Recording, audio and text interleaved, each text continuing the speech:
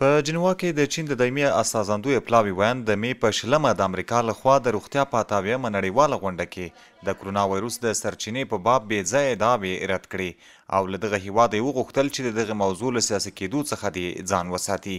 نوموړي ویلي چې امریکا یو داسې هیواد دی چې د روغتیا له نړیوال سازمان څخه د وتلو اعلان یې کړی. بې ځایه پر هغو هیوادونو لفظي بریدونه کوي چې د روغتیا له نړیوال سازمان سره یې زیاتې مرستې کړي دي. نوموړي زیاته کړې چې امریکا په دې چارو کې د سم او غلطو معلومولو هیڅ له لاسه ورکړی دی. دی وایي چې چین د روغتیا له نړیوال سازمان سره بې غرضه مرستې کړي او ملاتړ ترې کوي او پر دغه سازمان خپل هیڅ ډول نامناسب نفوذ نه دی اعمال کړی.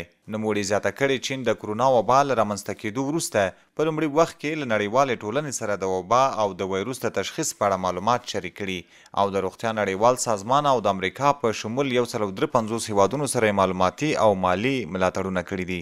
چین ټینګار کوي چې د وایروس د سرچینې موندل باید د عملي همکاریو له لارې وشي، نه د سیاسي فشارونو او تورونو له لارې. چین له امریکا غواړي چې د دې موضوع له سیاسي کولو څخه لاس واخلي او د نړیوالې ټولنې مشروع اندېښنو ته ځواب ووایي.